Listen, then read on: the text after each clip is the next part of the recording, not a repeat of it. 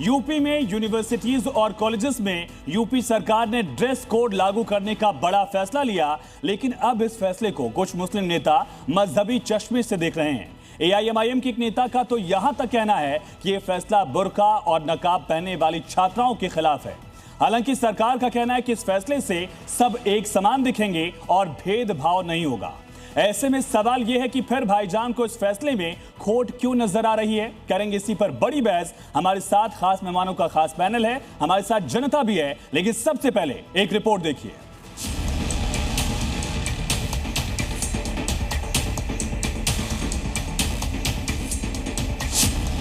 UP के सरकारी college और यूनिवर्सिटी में ड्रेस कोड लागू कर दिया गया है।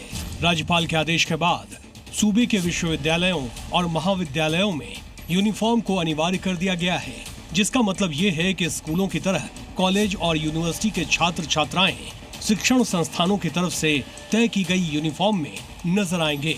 जैसे ही यूपी की राज्यपाल आनंदीबेन पटेल ने ये ऐलान किया, फौरन मौलाना मौलवी इसका विरोध करने लगे।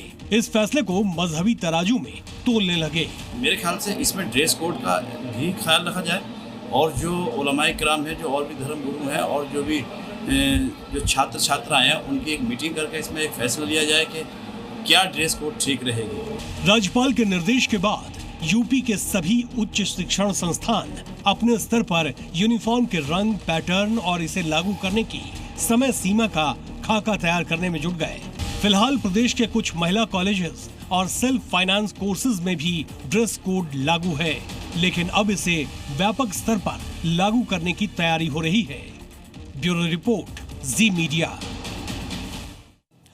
तो फैसले को लेकर पूरी जानकारी आपको हमने दी। अब खास मेहमानों का परिचय करा दे।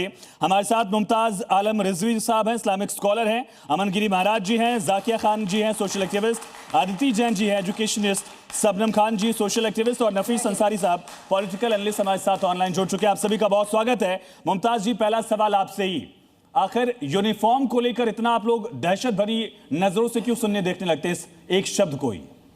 बहुत बहुत शुक्रिया आयुष जी।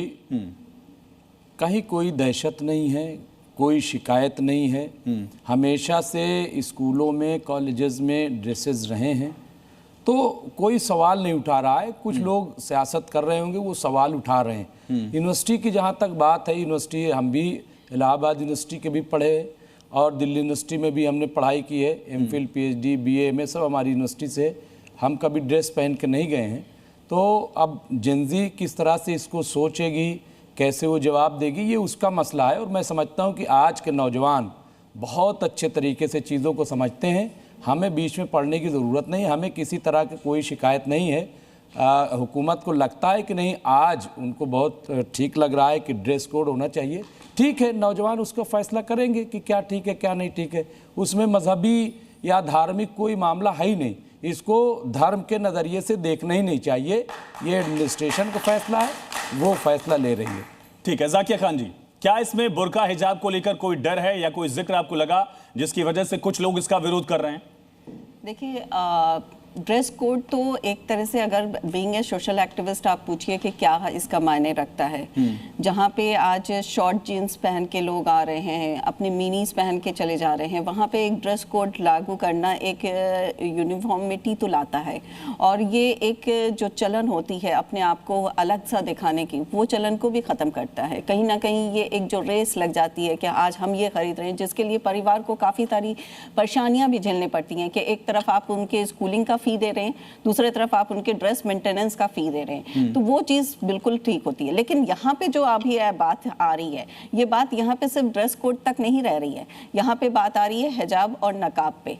तो हिजाब फिर भी वो अलाउ कर सकते हैं, क्योंकि कोई भी, जैसे मैंने अभी ड्रेस पहना हुआ है एंड मैंने हिजाब किया हुआ है, सो दिस इज हिजाब। हिजाब इज़ वेरी इजी। लेकिन जो परमानेंटली नकाब करती हैं, जो बिल्कुल ही पुरखा पोश तरीके से रहती हैं, उनके लिए डिफ़िकल्टीज डेफिनेटली बढ़ने वाली है।